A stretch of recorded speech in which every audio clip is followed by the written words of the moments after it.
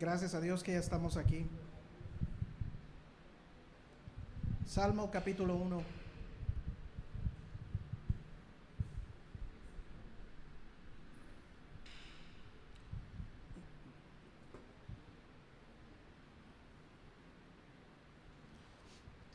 Cayeron muchos árboles con el paso del reciente huracán que tuvimos esta semana.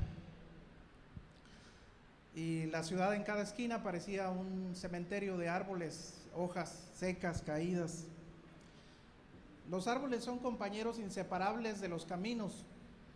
Los árboles pueden hacer que el panorama se embellezca o que se vea triste, ensombrecido, cuando hay en este caso árboles secos, destruidos y tirados. Los árboles en la escritura siempre han representado, han sido figuras de personas. La escritura llama a veces a las personas como palmeras que florecen, el justo florecerá como la palmera. Y a veces la escritura dice que el justo es como que está sembrado, parecido al cedro del Líbano, verde, vigoroso siempre. Pero también la escritura utiliza la figura de los árboles para representar personas que han abandonado la fe, como Judas dice, que son árboles otoñales, 2 veces muertos, desarraigados y sin fruto. En el sentido espiritual, ¿qué es lo que hace que un árbol pueda permanecer verde, firme todo el tiempo? ¿Hay algún secreto para eso? El Salmo capítulo 1 tiene que decirnos mucho respecto a eso. El Salmo capítulo 1, versículo 1 dice de la siguiente manera: Bienaventurado el varón, 1, que no anduvo en consejo de malos; 2, ni estuvo en camino de pecadores; 3, ni en silla de escarnecedores se ha sentado, sino que en la ley de Jehová está su delicia, y en su ley medita de día y de noche.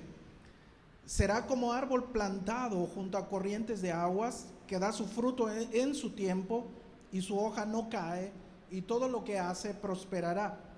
No así los malos, que son como el tamo que arrebata el viento. Por tanto, no se levantarán los malos en el juicio, ni los pecadores en la congregación de los justos. Porque Jehová conoce el camino de los justos, mas la senda de los malos perecerá. El Salmo capítulo 1 es considerado un salmo de instrucción, de enseñanza y sabiduría. Y abre el salterio, este salmo, un salterio de canciones y oraciones, con una canción que exige reflexión, introspección mientras se canta. De tal manera que parece paradójico para nuestra época un salmo cantado y que sea el que inicia una colección de libros cantados. Porque hoy parece que la razón y el sentimiento están peleados. De tal manera que cuando se enciende la música parece que se apaga la razón. Y lo único que prevalece hoy es el sentimiento.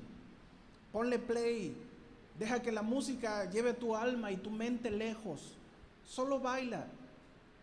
Este es el momento, dice una canción de un bajista que se llama Nathan East, en donde le da mayor énfasis al sentimiento y no tanto a que lo pienses, sino disfrútalo.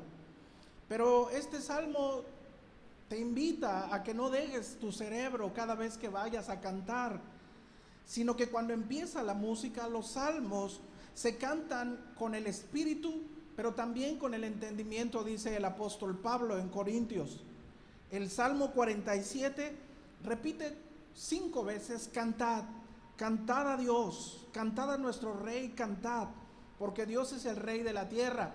Pero dice: canten con inteligencia, porque conforme se va reflexionando en este salmo, la intención del salmista y de Dios es que el que canta o el que ora pueda entender varios aspectos.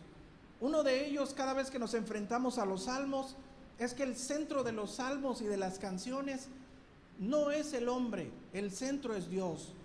Aunque el Salmo 1 al Salmo 40, la palabra que más se repite es hombre, y lo que canta este hombre son sus culpas, sus miedos, sus derrotas, sus victorias.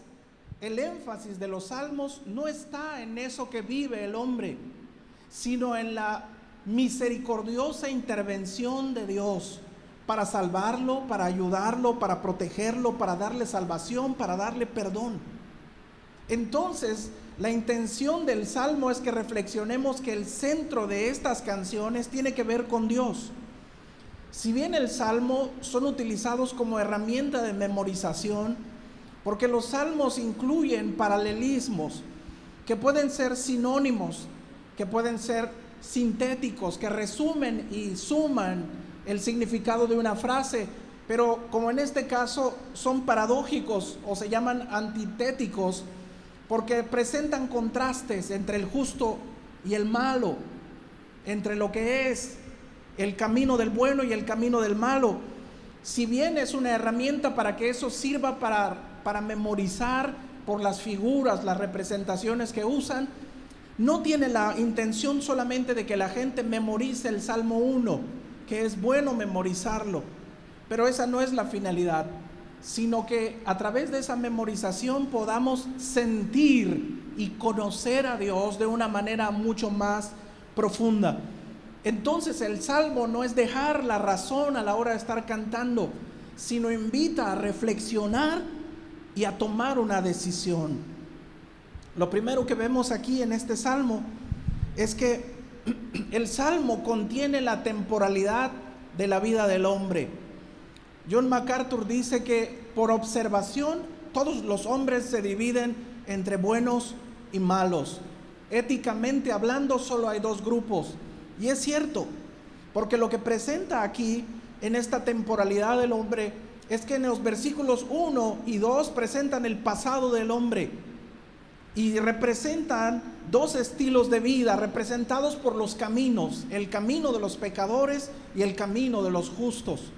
Estos dos estilos de vida están confrontados, y camino siempre ha sido la metáfora perfecta para representar el estilo de vida que alguien pregona, un ideal, un hábito, banderas de pensamiento o prioridades, o lo que llaman algunos poéticamente el viaje de la vida que se transita en ese camino. Este contraste paradójico de camino del bueno y el malo no deja espacios para la neutralidad, es decir, no hay variedad de caminos. Para el salmista solamente hay dos, un camino bueno y uno malo, porque en la realidad espiritual del hombre ante Dios solo tiene dos opciones: ser frío o caliente, recoger o desparramar, ser blanco o negro, justo o malo. Y esa antítesis se encuentra diseminada en los versículos, porque el versículo 1 dice bienaventurado el varón, y el versículo 6 dice la senda de los impíos perecerá. Por un lado en el versículo 1 hay uno bendecido y por el otro hay alguien maldecido que perece. El versículo 3 dice que el justo es como un árbol, y el versículo 4 dice que el malo piensa que tiene un camino y que es un árbol, pero ni a eso llega, es solo el tamo, es solo cáscara. El versículo 3 dice que el árbol está firmemente arraigado. Por el contrario, el versículo 4 señala que el tamo es volátil. También el versículo 6 hace un recuento y dice que el camino de los justos es conocido por el Señor, pero la senda de los malvados perece. Entonces, si se da cuenta, están contrastados dos estilos de vida, representados por dos caminos que parece que van paralelos. De tal manera que los versículos 3 y 4, siguiendo ese mismo contraste, enfrenta, después de dos estilos de vida elegidos, dos resultados. Uno de ellos es representado con árboles, un árbol y por el otro lado una hoja seca. Y este resultado representa el presente del hombre. Si el estilo de vida que se eligió representa el pasado, el presente resultado es lo que está señalado en los versículos 3 y 4. Después, en los últimos versículos, señala el contraste que los caminos llevan a alguna parte. El futuro y el destino de estas elecciones y estos resultados tienen diferentes lugares de llegada y representan en este caso el futuro. Uno cercano al Señor que es lo que representa ser conocido, y el otro, lejos del Señor, que significa perecer. Pero empecemos primero con los malos, porque parece que la Escritura siempre gusta empezar con lo negativo. Y decía Martin Lloyd-Jones en uno de sus comentarios de los Salmos, que la gente siempre le reclamaba por qué los sermones siempre dicen cosas negativas. ¿Por qué no pueden decir cosas proféticas, bondadosas, lo mejor del hombre?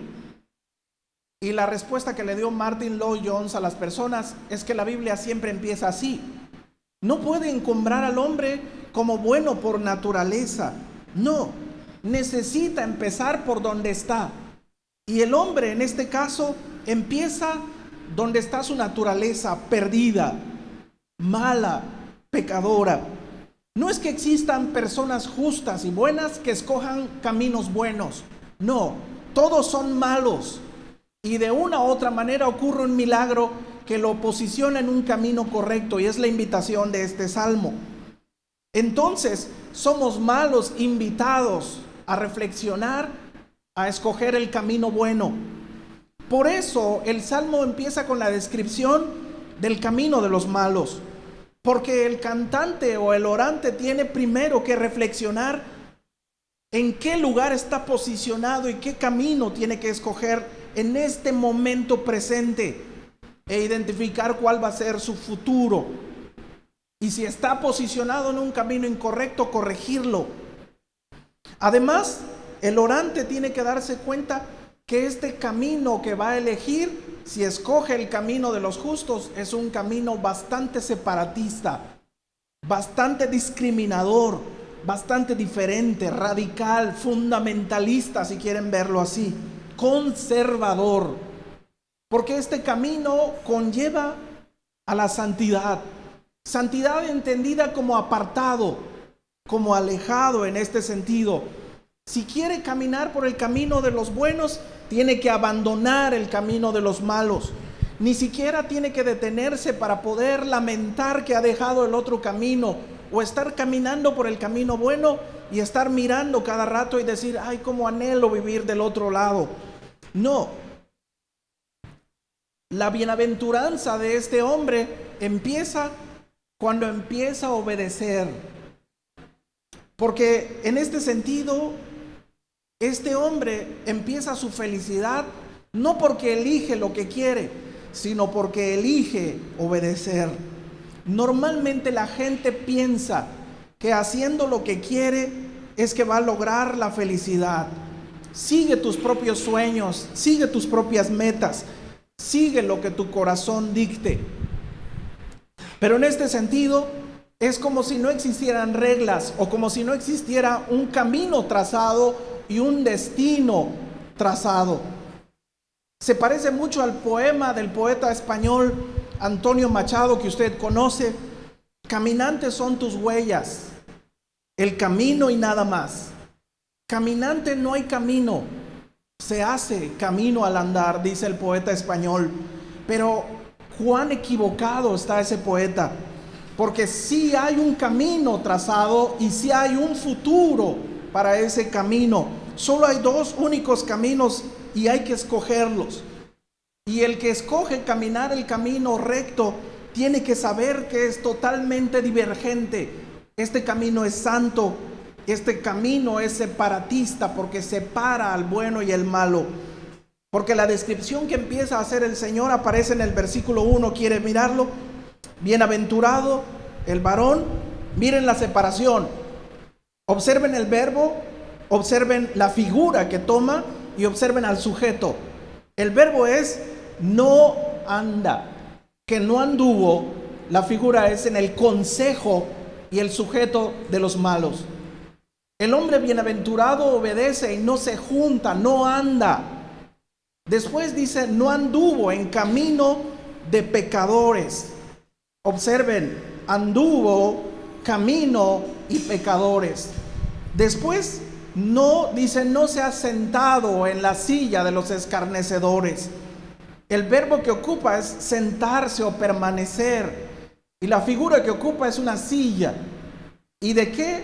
De personas que se burlan en este sentido. Y quiero que observe que hay una especie de gradación, o si quiere verlo, degradación, en donde parece que hay una descendencia en el pensamiento del salmista.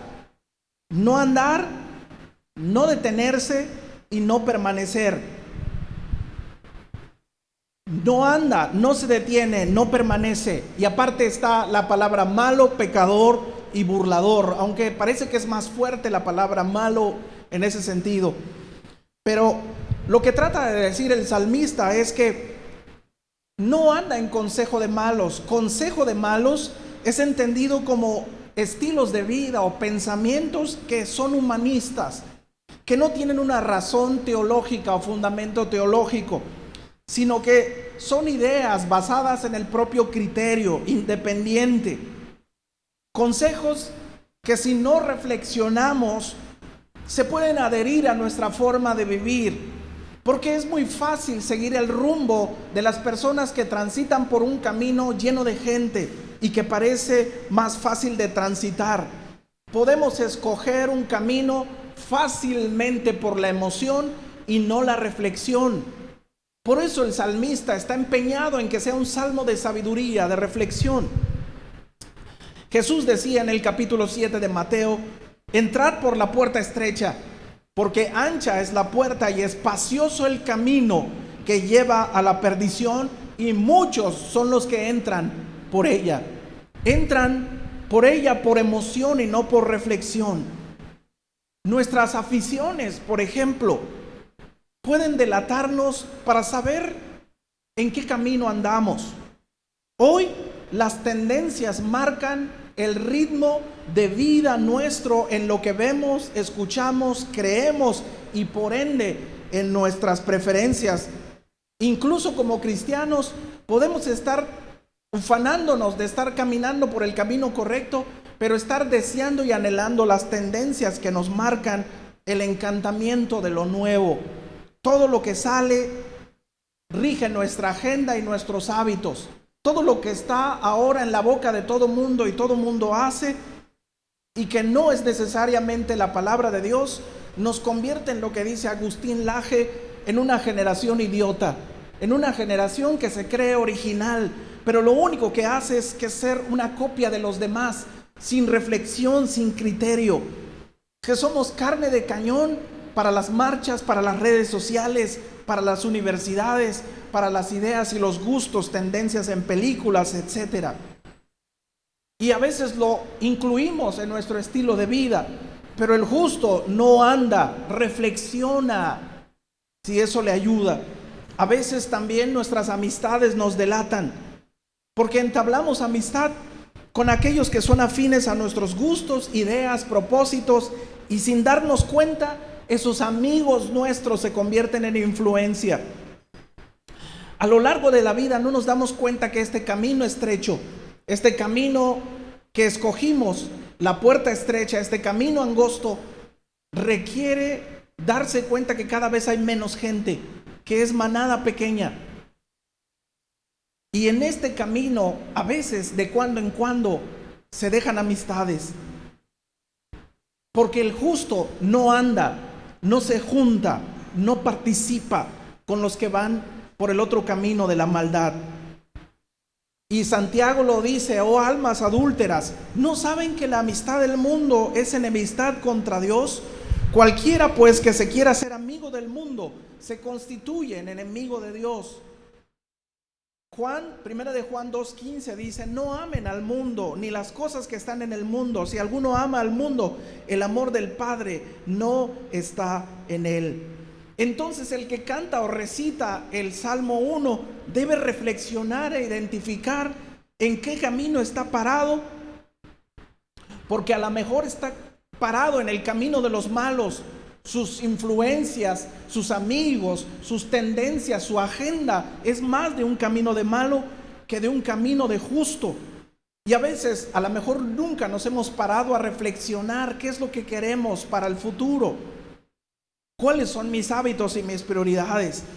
Entonces el que canta u ora del Salmo 1 tiene que reconocer que el camino de los justos requiere el uso de la mente y requiere también de una santidad extrema. Por eso tiene que poner filtro hasta para escoger a sus amigos y a los que representan influencias.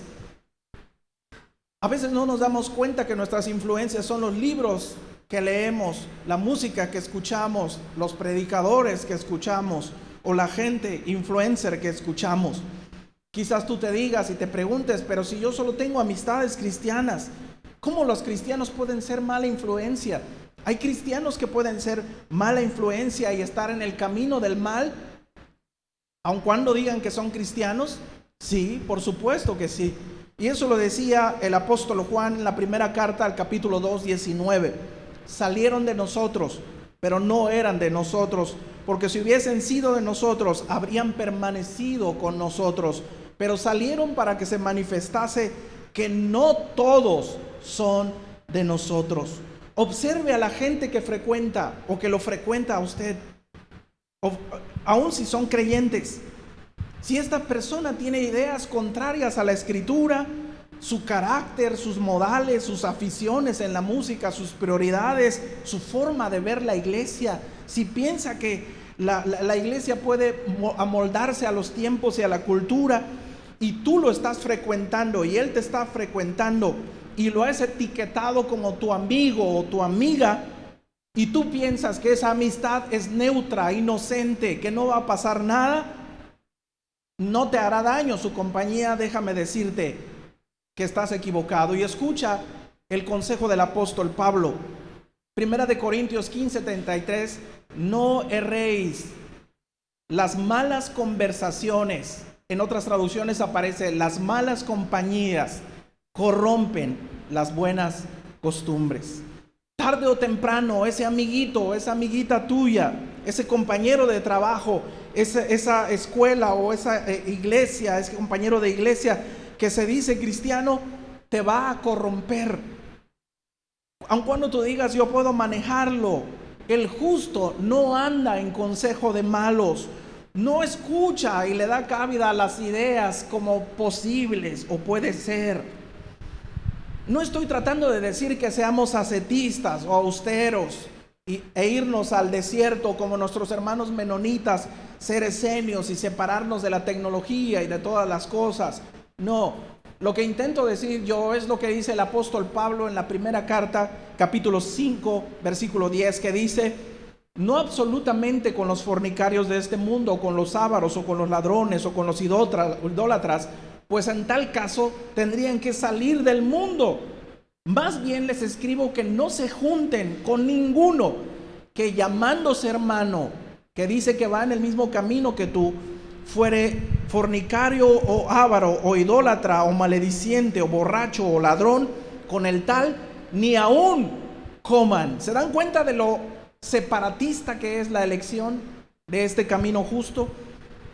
El Salmo nos invita entonces a ser críticos, incisivos, observadores, en aceptar como influencia a algún predicador porque me hizo sentir bonito, a algún músico porque la música se escucha fenomenal, algún escritor de algún libro porque me pareció interesante. No, hay que ser doblemente crítico en este sentido, porque ellos pueden convertirse en una influencia para ti y empezar a hacer el consejo del malo.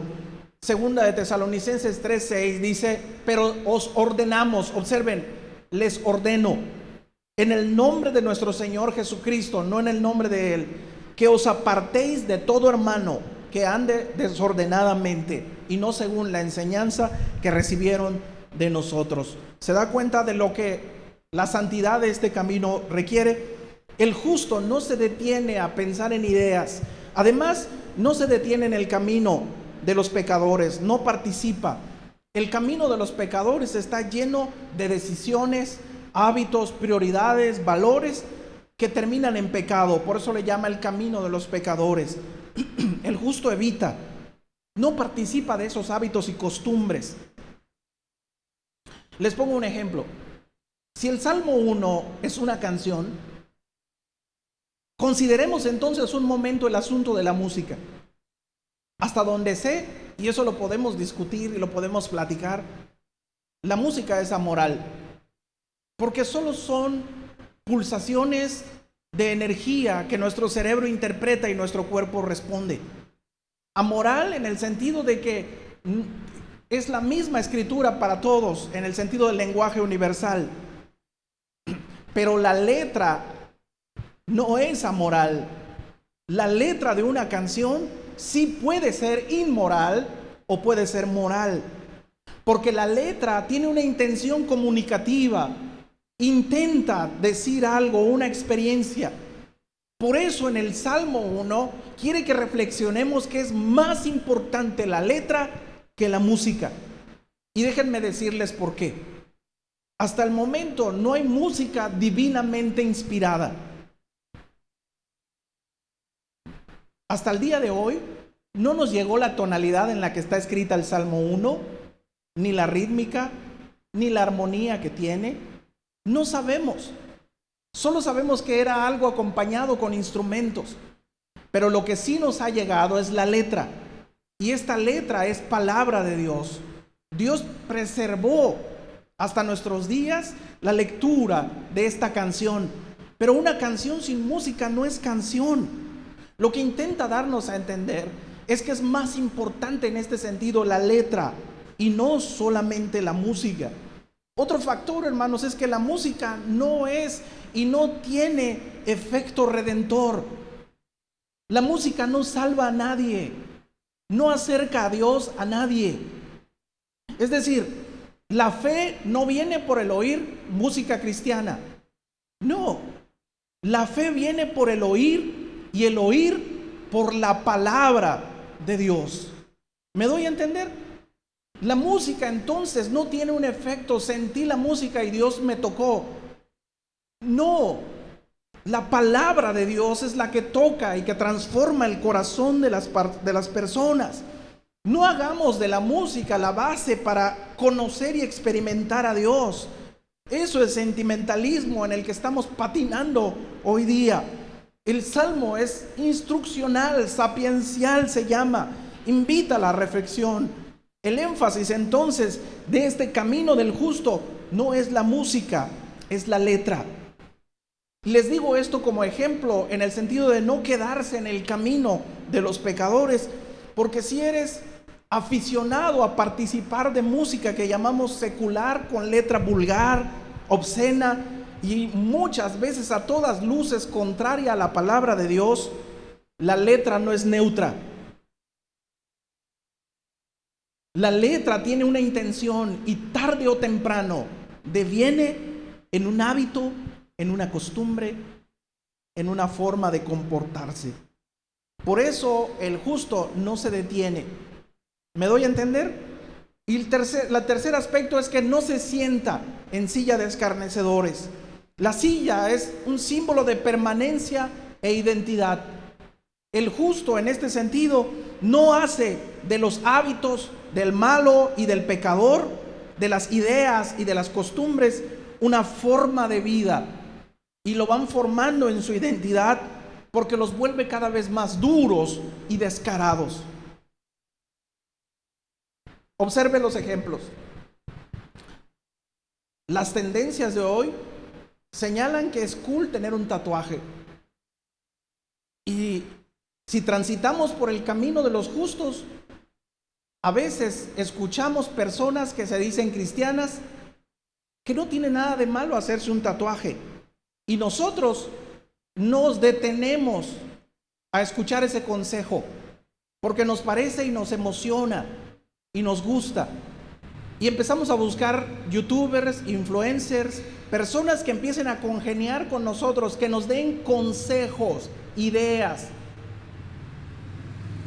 Y después pasamos a otro extremo. Pasamos a justificarlo y a decir si no es malo, si bíblicamente no está prohibido, y empezamos a buscar justificantes. Pasamos al siguiente nivel del camino de los pecadores. Lo hacemos un hábito y nos estampamos algo en la piel. Y pensamos en este sentido que no nos hace daño, pero como pensamos que no es adicción y que es uno solo, no nos damos cuenta que eso va a devenir en mucho más. Después, ahora no solo lo tenemos en idea y en hábitos, sino que ahora el tatuaje forma parte de nuestra identidad y nuestra permanencia. Y nos volvemos duros y descarados, y nos sentamos en la silla de los que se burlan, de aquellos que no piensan como tú, que piensas que el tatuaje es un símbolo de libertad revolucionaria, es un símbolo de tu libertad cristiana, y entonces piensas que todos los demás son dignos de tu mofa. Y como no piensan como tú, los de ese lado son fachados a la antigua, son conservadores, son fundamentalistas, retrógradas, legalistas. ¿Se da cuenta cómo deviene la maldad? Si en la ideología de género se piensa y se abre la oportunidad de escuchar el consejo, y lees un libro, escuchas en la universidad, escuchas en las pláticas de tus amigos, escuchas incluso en teólogos que se dicen supuestamente cristianos, que se puede abrir la posibilidad de que la sexualidad no sea biológica, sino cultural, y empiezas a pensar que se puede ser perfectamente cristiano y perfectamente homosexual y no hay ningún problema. Son ideas que empiezan a ponerse en la mente. Y si buscas personas, comentarios bíblicos, que ya los hay, que justifican ese estilo de vida, los vas a encontrar. Pero no te das cuenta que es una escalera que se degrada y que desciende, porque después te vas a hacer partícipe de ese estilo de vida. Ya no es una idea, ahora es un hábito, es un valor. Y ahora desciendes otro escalón más, porque ahora no solo vives, ahora defiendes esa postura en marchas, en libros, en pláticas, y te burlas y te enojas contra todos aquellos que piensen distinto a ti. Se da cuenta cómo el justo no puede ni siquiera estar pensando en unirse por un momento, porque es un camino que degrada. El camino, por el contrario, de los justos está reflejado en la conjunción adversativa sino. El justo no anda, no se junta, no permanece, sino que la labor del justo es, número uno, se deleita en la ley del Señor. Pero antes de ver esa parte de la ley del Señor, parece que en el versículo 1, en la palabra bienaventurado, se encuentra algo que apunta a Cristo. El justo es feliz, es bienaventurado. Los malos buscan que las cosas, que sus ideas, que sus hábitos los hagan felices y persiguen la felicidad. Y por eso quiere un tatuaje, porque piensa que eso lo va a hacer feliz. Por eso decide por una vida pervertida, porque piensa que eso lo va a hacer feliz. Por eso presume de su música, porque piensa que la música lo va a hacer feliz. Pero lo que dice aquí es que el justo es feliz, pero no es feliz porque él haga y se merezca una compensación.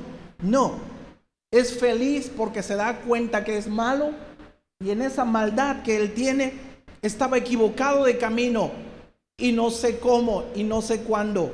He despertado en el redil, no sé cómo, dice Marcos Vidal. Y en este sentido, parece que el bienaventurado sabe que cuando ocurre esa felicidad es por algo que hicieron por él, la intervención de Dios. Y el Salmo 32:1 dice: bienaventurado aquel cuya transgresión ha sido perdonada y cubierto su pecado. Bienaventurado el varón a quien Jehová no culpa de iniquidad y en cuyo espíritu no hay engaño. Entonces, ser feliz, bienaventurado, no es un derecho que se adquiere propiamente, sino que se recibe. No es por obras para que nadie se gloríe, es misericordia. Tener la imagen, fíjese, de bienaventurado en la escritura y ante la familia y la sociedad es una etiqueta como favor inmerecido de la mirada y la sonrisa de Dios. Dichoso el hombre en quien Dios pone sus ojos y lo aprueba y lo hace recipiente de su compañía. Esa es la intervención de Cristo, no lo puede hacer el hombre.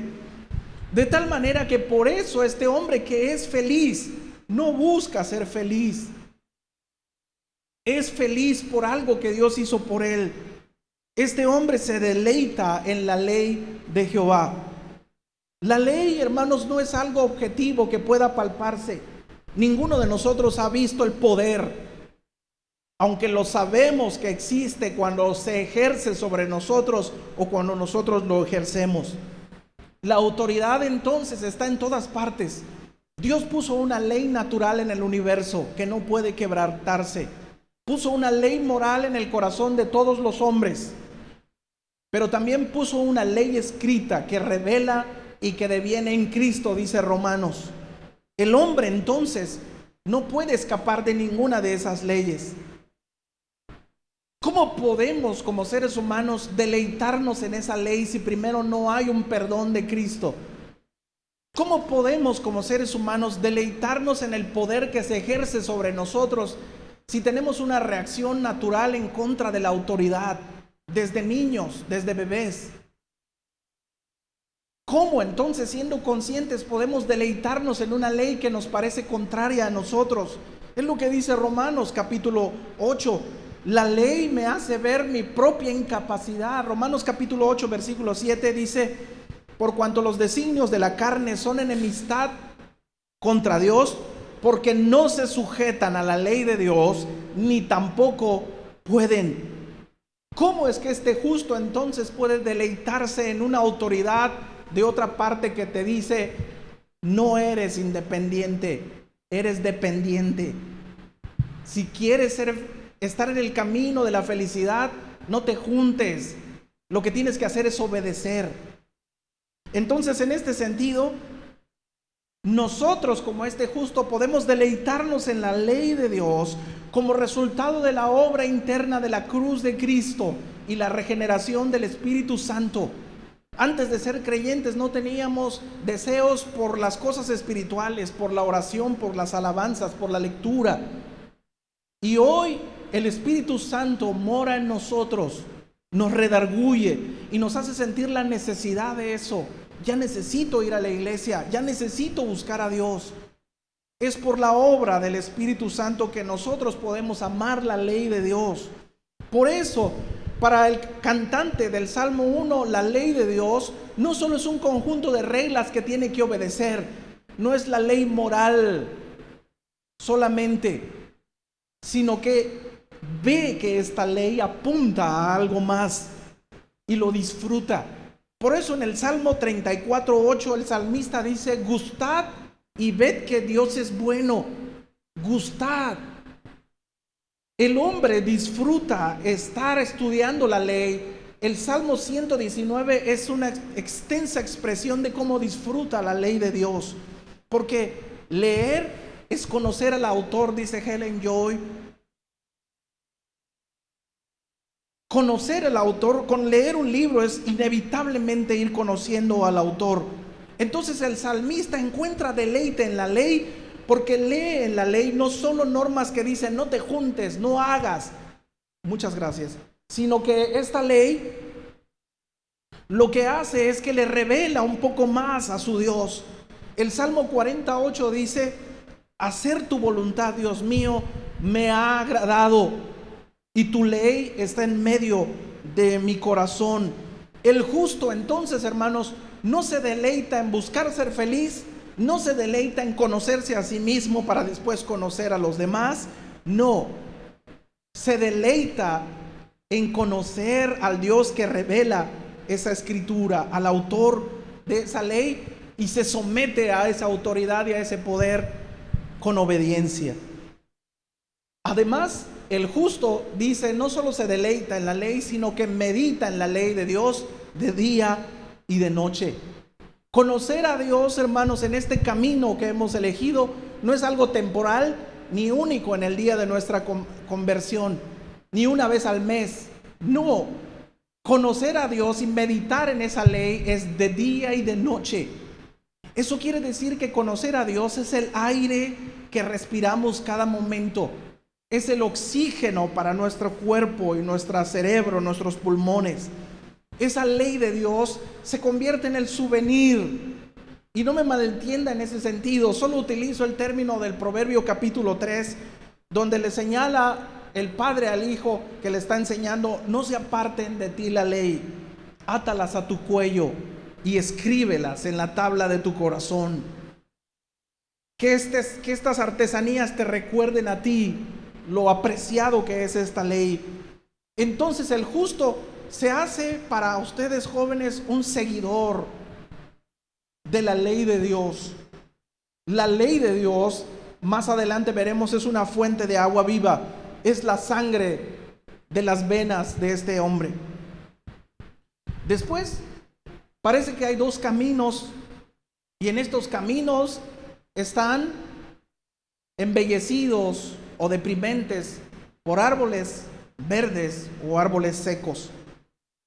El salmista en este sentido contrasta algo que parece bastante paradójico y ridículo, porque no tienen similitud. Sin embargo, hace esta hipérbole y esta exageración para darnos a conocer los resultados de estas elecciones. Por un lado, él dice que los justos, ahora empieza por el lado positivo, el árbol del justo, que representa al justo como árbol plantado junto a corrientes de aguas. Es un árbol verde en el camino. El término plantado es trasplantado, porque ocurrió un milagro. No lo merecíamos, hermanos. Estábamos en el camino equivocado. Nos arrancaron, dice Romanos, y nos injertaron en el olivo. Ahora nos siembran en este camino correcto, que es lo que está diciendo. Y lo siembra cerca de corrientes de aguas. Eso quiere decir que este árbol tiene raíces profundas. No está cerca del río, tan cercano, pero sí está lo suficientemente para que sus raíces estén cada vez más profundas. Van creciendo de manera secreta porque están conectadas buscando el agua. Además, dice que este árbol da fruto a su tiempo o en su tiempo. No dice que da fruto todo el tiempo, sino en su tiempo. Porque el fruto, hermanos, no se forza. Es el resultado natural de la tierra y el agua. Los árboles firmes tardan años para ser firmes y para dar frutos, sus primeros frutos. No se le pueden exigir frutos a los árboles recién plantados en este sentido, hermanos. Meditar como resultado de estar en la presencia de Dios constantemente en su palabra es lo que va a dar el fruto a su tiempo. En Juan capítulo 15, 5, Jesús dijo: yo soy la vid y ustedes los pámpanos. El que permanece en mí y yo en él, este lleva mucho fruto, porque separado de mí nada podéis hacer. Por eso el apóstol Pablo dice que un neófito, uno que no conoce, no del área administrativa, no de música, no de cosas que tienen que ver con nuestras actividades diarias, no, un neófito de la ley del Señor. Un neófito que no se deleita, que no sabe que es bienaventurado y que no pasa años deleitándose y meditando día con día la palabra de Dios. Es una persona que es obligada a dar fruto cuando no tiene fruto, cuando no tiene raíces, cuando no está listo para dar fruto. Por eso, en este sentido, hermanos, lo que dice el Salmo es que el liderazgo, el servicio, el ministerio que tiene que ver con Dios no puede ser usado como un centro de readaptación social para rehabilitar a los malos. Hay que hacerlo para que se entretenga en algo. No puede ser un entretenimiento para las personas que no tienen nada que hacer. Tampoco puede ser una especie de tarima, ponerte como predicador para descubrir tu talento. Hacemos mucho daño al pedirle a una persona que dé frutos cuando realmente no ha pasado tiempo firme conociendo y deleitándose en el conocimiento del Señor. En este sentido, estar cerca de las corrientes de aguas para el entorno del Medio Oriente, un árbol verde era una figura de vida, de firmeza. Y en este sentido, lo que quiere decir es que su hoja no cae, su hoja permanece verde todo el tiempo. No es que no se enfrente al otoño y al temido invierno, no. Lo único que pasa es que sus raíces están pegadas a las corrientes de agua y eso hace que sus hojas permanezcan verdes todo el tiempo. Y todo lo que hace prosperará. Lo que intenta decir es en contexto paralelo con Josué 1:8, nunca se aparte de ti esta ley, sino que medites en ella de día y de noche, y todo lo que vayas a hacer vas a prosperar. En este sentido, lo que está diciendo es que mientras permanezcamos arraigados en conocer al Señor como nuestra principal preocupación, el crecimiento es inevitable, nadie puede pararlo. Y lo mismo dice Proverbios capítulo 8 en el texto que ustedes saben. Mas la senda de los justos, a comparación del camino de los pecadores, es como la luz del amanecer, que va en aumento hasta que el día es perfecto. Entonces, en este sentido, el salmista ahora retrata a los impíos, no así los malos. Los buenos son como árboles verdes todo el tiempo, pero los malos no son así. Contrario a estos malos, estos árboles supuestos no están conectados a las corrientes de aguas vivas, no se deleitan en Dios y por el resultado entonces son árboles secos, otoñales, desarraigados. Parece un cementerio de árboles.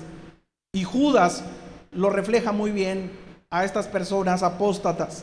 Estas son manchas en vuestros ágapes, dice el versículo 12, que comen impúdicamente con vosotros y se apacientan a sí mismos, nubes sin agua, llevados por doquiera, árboles otoñales sin fruto, 2 veces muertos y desarraigados. Lo que dice el salmista es que ni siquiera son árboles, ni siquiera son hojas, son tamo, son cáscara, son envoltura del trigo. Lo único para lo que sirven es para ser desechado porque se lo lleva el viento de aquí para allá.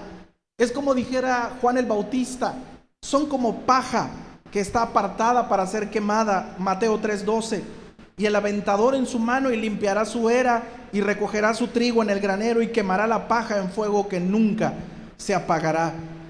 Lo que intenta decir es que el resultado de vivir en el camino de los malos es que su presente actual es de total falta de estabilidad.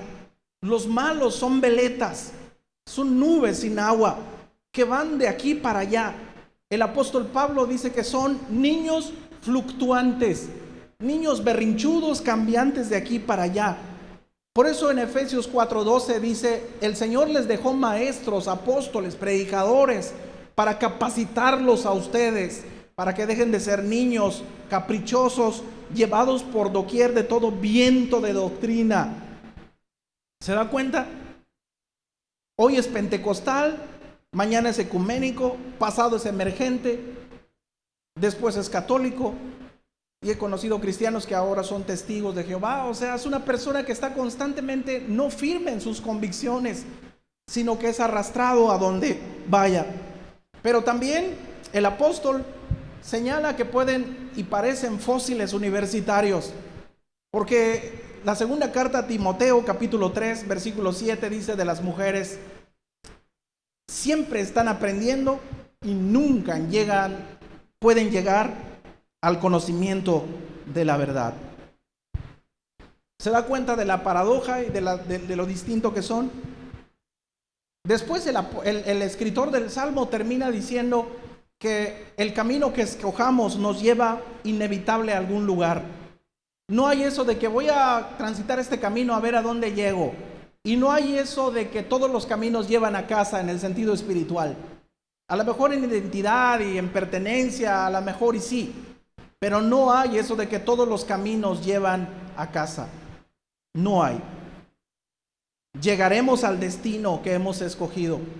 Si alguno de nosotros o alguien escoge el camino de vivir una vida desviada de Dios y pervertida en el pecado, decide ser homosexual y piensa que puede ser cristiano, no piense que va a llegar al mismo lugar de los justos. Ahora el presente que viven es de ser volátiles, pero en un futuro espera algo distinto. Parece que estos dos caminos son paralelos, parece que se miran el uno al otro, pero hay un punto en el futuro en donde se bifurcan, en donde se separan totalmente. Porque lo que dice aquí es que sí hay un futuro escatológico, hermanos queridos, y no es universalista en donde Dios va a perdonar a todos. Ay, no importa lo que hiciste, ay, no, Dios es amor y va a salvar a todo mundo.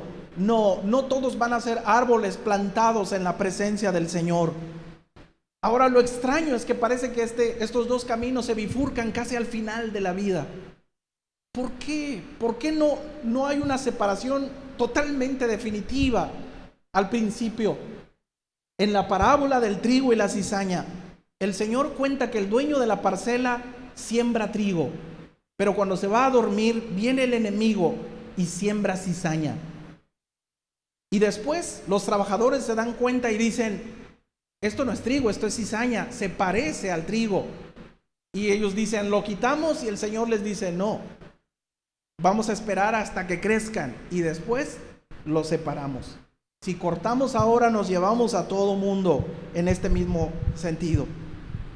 El trigo y la cizaña comparten el mismo espacio, la misma tierra, la misma agua. El bueno y el malo, hermanos queridos, comparten el mismo planeta, el mismo oxígeno, el mismo internet, el mismo país, el mismo gobierno.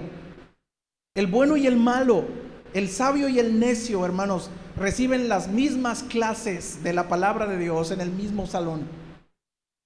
Tú y yo asistimos a la misma iglesia, pero solo aquellos que son capaces de percibir en qué lugar están y que buscan recibir la aprobación de Dios, reconocen lo temporal y lo vital de las elecciones, son aquellos que al final van a tener un futuro escatológico cercano a Dios. Porque lo que dice el salmista es: no se levantarán los malos en el día del juicio.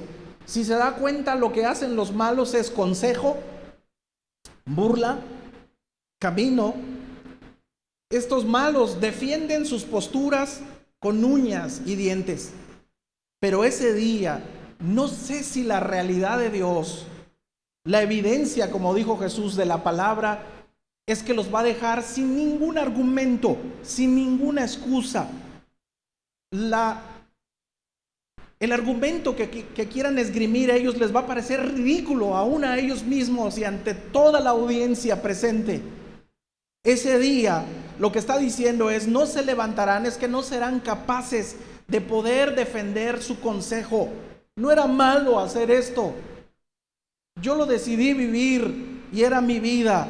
No, lo que dice la Escritura es que serán separados. No se levantarán los malos en la congregación de los justos. No tienes un lugar apartado. Tu hijo, tu hija, ya no serán tus familiares ahí. Y si no escoge el camino de los justos, será apartado totalmente, no solo de ti, sino de la presencia de Dios. Ya no podrás defenderlo. Hoy, como padres, somos capaces de hacer todo por nuestros hijos. Ellos cometen el error y nosotros como padres, yo lo hice, con tal de que no lo sufran ellos. Pero en ese día, todos los seres humanos están expuestos a no levantarse si decidieron vivir su vida como la quisieron. Por el contrario, en el futuro escatológico de los justos dice: porque Jehová conoce. Y el término conocer hace referencia a la cercanía y a la intimidad. En este sentido, Dios está cerca, conoce la vida, los aprueba, los atiende, los defiende. Jesús dijo, Juan capítulo 10, 14: yo soy el buen pastor y conozco mis ovejas y las mías me conocen.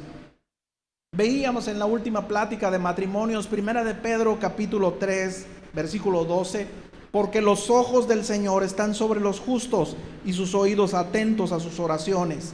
Pero el rostro del Señor está contra aquellos que hacen mal. Una vez más comparado y contrastado el justo con los malos. Por ello, en la condena del Señor, en Mateo capítulo 7, versículo 22, dice: muchos me dirán en aquel futuro escatológico: Señor, Señor, ¿no profetizamos en tu nombre, y en tu nombre echamos fuera demonios, y en tu nombre hicimos muchos milagros? Entonces les diré públicamente: nunca los conocí. Apártense de mí, hacedores de maldad. Observe el término: nunca los conocí. La recompensa del justo, por eso se deleita en la ley de Dios, es la cercanía. Es que conoce cada día más a Dios. Y no solo eso, hermanos, Dios nos conoce a nosotros. Entonces el Salmo tiene un propósito evidentemente didáctico, reflexivo, y lo que intenta decirnos es que existe un solo camino de los justos y se llama Cristo. Juan capítulo 14, 5, Tomás le dijo: Señor, no sabemos a dónde vas, ¿cómo pues podemos saber el camino? Jesús le dijo: yo soy el camino, la verdad y la vida. Nadie viene al Padre sino por mí. Observe esto. Jesús se convierte en el camino a transitar. No solo es el camino, es el destino. Y el camino, paradójicamente, que ellos no entendían, es que estaba hablando de la decisión que estaba tomando. Y su decisión es la muerte de cruz. Y ellos tendrían que seguir ese camino. Enséñanos el camino. Y él les digo: yo les enseño este camino. Y a través de esa elección, él gana la vida eterna. Y además demuestra con eso la veracidad de su revelación. Yo soy el camino, la verdad y la vida. Cuando Jesús se hace el camino, hermanos queridos, y se adjudica ese término, es la etiqueta pública que le queda a los seguidores de él, los del camino, que posteriormente deriva en cristianos. Los que siguen a Jesús tienen el camino trazado parecido a él, el camino que él se autoproclamó. A veces queremos la felicidad, la bienaventuranza en la vida, pero queremos hacernos camino al andar, como si no hubieran reglas establecidas, un futuro trazado escatológico. Queremos el cielo, pero no lo queremos a él. Pero hermanos queridos, Jesús no es un camino más de muchas opciones que podemos escoger, es el camino. Además, este camino, hermanos, es como vimos en el versículo 1, demasiado separatista, demasiado discriminatorio, en el sentido de que no acepta otra cosa. Sed santos porque yo soy santo. Porque su camino es exclusivista. Nadie viene al Padre si no es por mí. No todas las religiones llevan a Dios. No, solo Cristo lleva a Dios. Primera de Juan 2:6 dice: el que dice permanecer en él debe andar como él anduvo. Por esto este salmo sapiencial exige una decisión.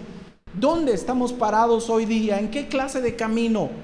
A veces estamos autoengañados, creyendo que somos justos, pero nuestra agenda, nuestros hábitos, nuestras costumbres, nuestras adicciones al pasado nos denuncian. Entonces, observe, yo quiero que me acompañe a la cita y para que usted vea de qué estamos hablando. Jeremías 17:5, observe la cita de Jeremías. Y hace otra vez este contraste entre el varón bienaventurado o bendito y el maldito. Jeremías 17:5, y observe: así ha dicho Jehová, maldito el varón que confía en el hombre y pone carne, es decir, confía en la fuerza humana, por su brazo, y su corazón se aparta de Jehová. Será este maldito, este hombre maldito, como la retama, un arbusto flaco y raquítico en el desierto, y no verá cuando viene el bien, sino que morará en las sequedales en el desierto, en tierra despoblada y deshabitada. Versículo 7: bendito el varón que confía en Jehová y cuya confianza es Jehová, porque será como el árbol plantado junto a las aguas, que junto a la corriente echará sus raíces, y no verá cuando viene el calor, sino que su hoja estará verde, y en el año de sequía no se fatigará ni dejará de dar fruto. Engañoso es el corazón más que todas las cosas y perverso. ¿Quién lo conocerá?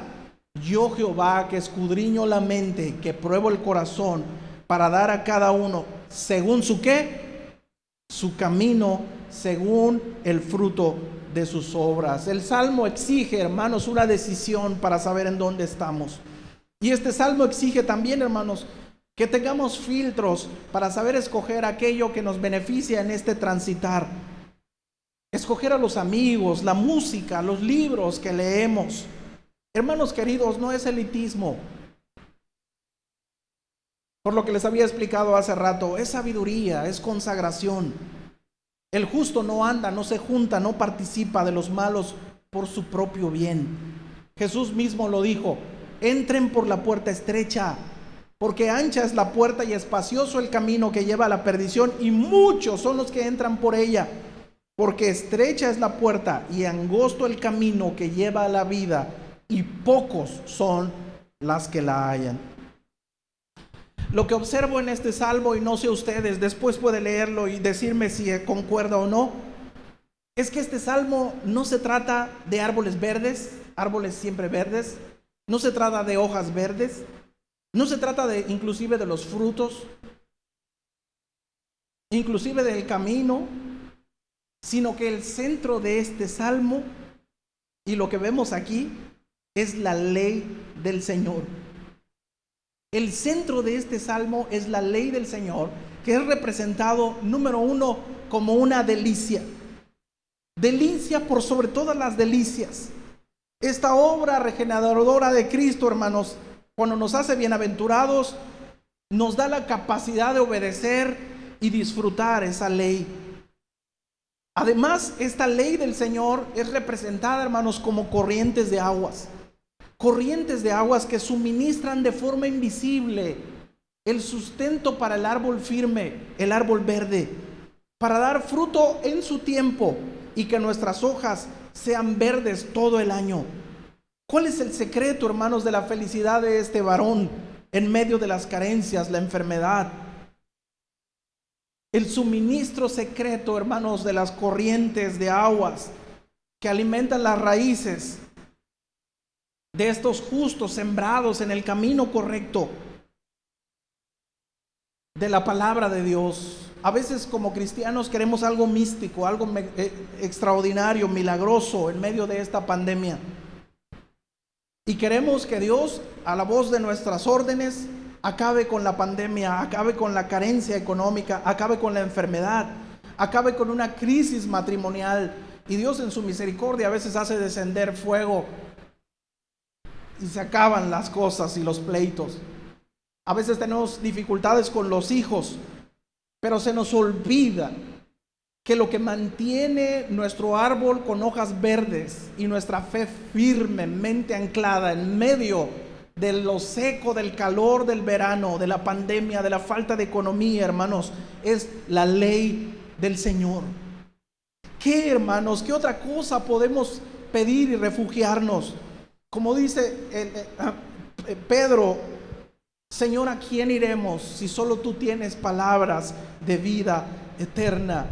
En medio del miedo, hermanos, por el futuro económico, en medio de la zozobra, la angustia de la enfermedad, nuestro único remedio es leer con desesperación la palabra, pero no solo para apuntar capítulos o para memorizar, sino leer con desesperación la Escritura para conocerlo a Él, porque se convierte en una delicia y en un secreto para mantener nuestra fe estable, para que no nos desesperemos y no nos tronemos los dedos en medio de la angustia económica.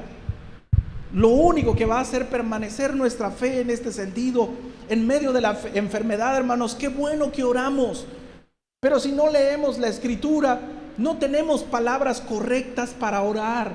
La Escritura nos enseña cómo orar, la Escritura nos enseña cómo cantar, y a veces nos queremos refugiar en las oraciones o en las canciones, pero abandonamos la ley del Señor. ¿Hace cuánto tiempo, hermanos? La ley del Señor no es nuestra delicia. No es, hermanos, nuestro mayor deleite. ¿Hace cuánto la palabra de Dios en medio de la angustia? Señor, ¿qué hacemos? Señor, ¿qué hacemos? No vamos a la palabra de Dios, y la palabra de Dios trae contentamiento a mi alma. No estén afanosos por nada, sino sean conocidas vuestras oraciones y peticiones. No estén afanosos, no se preocupen. Mientras tengan techo y sustento, esténse contentos. Cuando esa palabra viene, hermanos, y nos hace demostrar lo grande que es Dios, que Dios no nos ha dejado solos, que Dios está cercano a nosotros. Esa palabra, hermanos, trae fortaleza a nuestra alma. A veces nosotros decimos, hermanos, oren por mí, lo mandamos por WhatsApp. Es que estoy desanimado, estoy pasando por un problema. Y a veces sentimos ánimo cuando todo el mundo, sí, amén, amén, estamos orando por usted, y sentimos, ay, somos muchos los que estamos orando. Y eso anima, está bien. Pero nada va a animarnos más que tengamos que adentrarnos a la ley del Señor. Y cuando esa palabra se hace carne en nuestra vida y aumenta nuestra fe en Dios en medio de la necesidad, hermanos, nuestras hojas vuelven a tener vida. Aunque esté seco el panorama, estamos contentos, no estamos angustiados. La ley del Señor entonces es lo que permite. Jehová conoce el camino de los justos. El Señor conoce a los suyos. Ser conocidos por Dios es que Dios nos regala su presencia, su compañía en medio de este camino. El salmista es bienaventurado, hermanos, porque cuenta con el cuidado, con la amistad, con la intimidad de Dios, que conoce cada punto de su vida. Somos indignos, hermanos, de la mirada de nuestro Señor, pero aún así Él nos conoce.